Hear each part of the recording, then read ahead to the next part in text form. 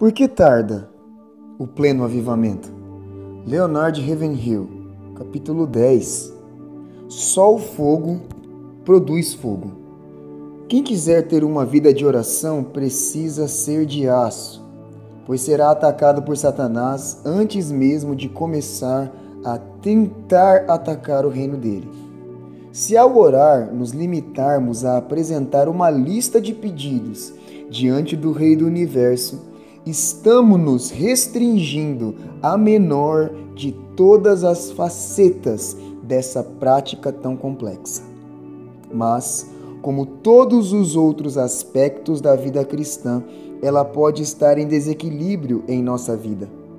Não devemos, por exemplo, substituir o trabalho pela oração, assim como esta não pode ser substituída pelo trabalho. Em sua obra The Weapon of Prayer, a oração como arma, ainda pouco conhecida, E. M. Bounds diz o seguinte: é melhor negligenciar o trabalho do que a oração. E afirma também: os mais eficientes agentes na disseminação do conhecimento de Deus na terra, na realização de sua obra e na resistência às avassaladoras ondas do inferno, foram os líderes que oraram. Deus depende desses homens, usa-os e os abençoa. Não há dúvidas de que, se o avivamento tarda, é porque a oração está sendo negligenciada. Nada atemoriza mais Satanás e o inferno do que o crente que ora. Os missionários que conheciam Henry Martyn invejavam sua espiritualidade. Um deles disse o seguinte a respeito de Martyn: "Ah, se eu pudesse ter a mesma perfeição que ele, sua profunda espiritualidade, sua diligência, sua superioridade em relação ao mundo, seu amor pelas almas perdidas, sua preocupação em aproveitar todas as chances que lhe surgissem de ser uma bênção para alguém, seu conhecimento de Cristo e das coisas do céu. É esse o segredo do grandioso impacto que causou na Índia." E o próprio Martyn disse o seguinte: "Os valores da sabedoria me parecem cada vez mais agradáveis e lógicos, enquanto o mundo se torna mais e mais insípido e desprezível. E ainda, o que mais lamento é minha falta de poder e de fervor na oração em secreto. Principalmente quando intercedo pelos incrédulos. Meu fervor espiritual não aumenta na mesma proporção em que cresce meu conhecimento." Será que alguém aí pode atirar em Henry Martyn a primeira pedra? Não é verdade que todos nós podemos dizer que nos falta ardor na intercessão? Pela sua própria natureza, o fogo só é produzido por fogo. Se houver perto dele uma substância combustível, o fogo só propagará o mesmo elemento, fogo. Vede como uma fagulha põe em brasas tão grande selva. Tiago 3:5b. Uma chama de fogo nunca poderá produzir gelo. Assim também, o diabo nunca produzirá homens santos. Pastores que não oram nunca poderão reproduzir guerreiros da intercessão. E, no entanto, uma fagulha que escape de uma bigorna pode incendiar toda uma cidade. Com uma vela só podem ser acesas 10.000. A partir da vida de oração que David Brainerd levou, iluminaram-se outros brilhantes astros ao firmamento do evangelismo, como William Carey, Payson e outros.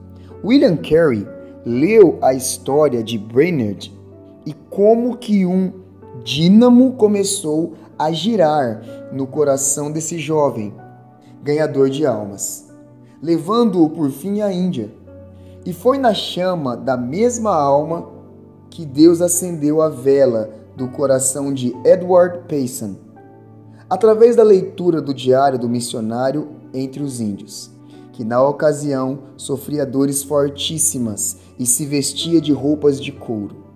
Payson, então com 20 anos, recebeu inspiração para dedicar-se à oração e o fez de tal forma que quase eclipsou o testemunho do próprio Brainerd.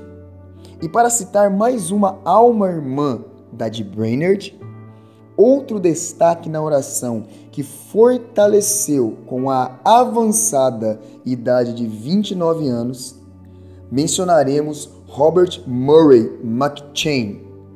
Esse gigante da oração sentiu-se atraído para a maior de todas as tarefas a que a alma humana pode se dedicar, quando leu a respeito de Brainerd. E outro grande homem de Deus que se inspirou na vida de Brainerd foi Jonathan Edwards. Ele testemunhou o avanço da tuberculose a consumir o organismo de Brainerd, enquanto Jerusa, a filha dele e noiva de Brainerd, chorava.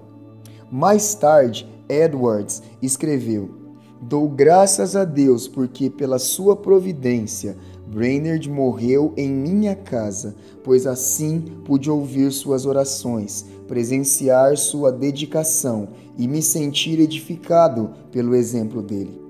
Da mesma época em que David Brainerd estava morrendo, John Wesley se encontrava no ápice de sua carreira espiritual. Ouçamos o que ele disse numa convenção de sua igreja na Inglaterra. Lembremos que já mencionei uma citação do Dr. Sangster numa outra convenção da Igreja Metodista. Disse Wesley: "O que poderemos fazer para reavivar a obra do Senhor nos locais onde ela está em declínio?" E em seguida, esse incansável e intrépido evangelista que abalou 3 reinos respondeu à sua própria pergunta dizendo: "Todos os pregadores devem ler atentamente a biografia de David Brainerd." Então aí está. Vamos citá-los novamente: Payson, McCheyne, Carey, Edwards e Wesley.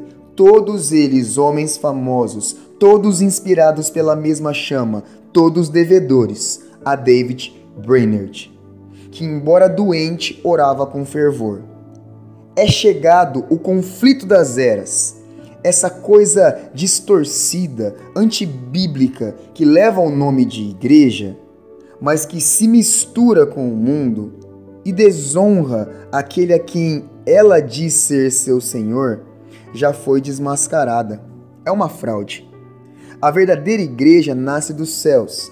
Nela não há pecadores e fora dela não há salvos. Ninguém pode colocar o nome de outrem em seu rol de membros, nem tampouco pode riscar aquele que lá estiver registrado. Essa igreja, da qual, graças a Deus, ainda existe um remanescente no mundo, vive, move-se e existe na oração. Orar é o sincero desejo de sua alma. E assim como a primeira bomba atômica lançada no mundo abalou Hiroshima, assim também somente a oração pode sacudir o coração dos homens. Esse paganismo civilizado que vemos por aí, esses templos de ídolos, esses milhões de pecadores hipnotizados pelo pecado, dominados pelo pavor, só poderão voltar-se para Deus se a igreja for movida por Deus a atentar para a condição de perdição em que se encontram. O diabo procura arrancar-nos do aposento da oração, lançando mão de todos os artifícios que conhece, pois ele sabe que pela oração o homem se une a Deus e essa união perturba e derrota Satanás, e ele está bem ciente disso.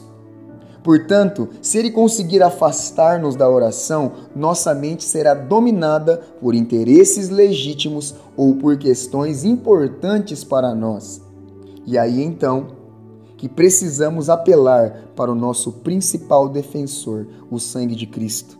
Outra maneira de se resolver o problema da divagação do pensamento é orar em voz alta ou murmurar algumas palavras, mesmo que em tom baixo. Depois de conseguir domínio sobre Satanás, nosso trunfo seguinte se encontram nas preciosas e muito grandes promessas de Deus.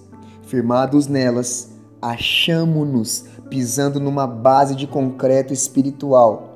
Por elas temos acesso ao céu. Por elas, Deus se compromete a abençoar-nos e mostra-se desejoso de ouvir nossas petições, com as quais o honramos por nossa fé.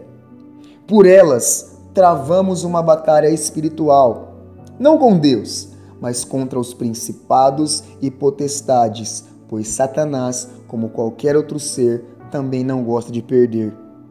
E o tesouro deles são vidas humanas, todos aqueles que se encontram fora do poder regenerador do Espírito Santo. Incrédulos, condenados, desobedientes, embriagados, doentes, religiosos, jovens ou velhos, estão debaixo do domínio dele, embora o grau de domínio que ele exerce varie bastante de um para outro. E o principal alvo de seus dardos inflamados são os salvos, nos diversos níveis da escala espiritual. Mas com o escudo da fé poderemos apagá-los e, graças a Deus, sair desse embate incólumes. A oração não é nossa arma de defesa, é o escudo da fé que utilizamos para isso. A oração é nossa arma secreta. E parece que ela é secreta mesmo para muitos dos filhos de Deus. Na verdade, apesar de tudo que já lemos, quem pode dizer que sabe muita coisa sobre essa importante prática que é a oração? Mas não é pela oração que derrotamos Satanás. Cristo já o derrotou há 2000 anos. Todavia, o diabo nos engana e nos desafia, e muitas vezes aceitamos suas ameaças e nos esquecemos da suprema grandeza do seu poder para conosco, os que cremos. Efésios 1:19. Jesus, aquele que orou como nenhum outro, diz: Eis aí, vos dei autoridade sobre todo o poder do inimigo. Lucas 10:19. Essa é nossa vitória. Na oração, a alma é liberada. A verdadeira oração consome muito tempo. Nos primeiros estágios, temos a impressão de que o relógio está se arrastando. Mas depois, quando nos acostumamos mais com essa santa prática, o tempo voa. A oração torna nossa alma mais sensível. Observe que nunca oramos pelas pessoas de quem falamos mal. E nunca falamos mal daqueles por quem oramos. A intercessão é um poderoso detergente. Estou bem ciente de que o grande purificador da alma é o sangue de Cristo. Mas é quando estamos em oração que, se tivermos algum pecado, ele opera uma purificação eficaz por meio do Espírito. Satanás não se importa se aumentarmos nosso conhecimento da palavra de Deus, desde que não nos dediquemos à oração. O que nos impulsionaria a pôr em prática as instruções que recebemos pela leitura da palavra. De que vale um conhecimento profundo se nosso coração não tem profundidade espiritual? De que adianta termos uma boa posição perante os homens se não a temos diante de Deus? De que vale a higiene do corpo se nossa mente e espírito estão sujos? De que adianta possuirmos uma fachada de religiosidade se nosso coração é carnal? Porque nos orgulharemos da força física, por exemplo, se espiritualmente somos fracos.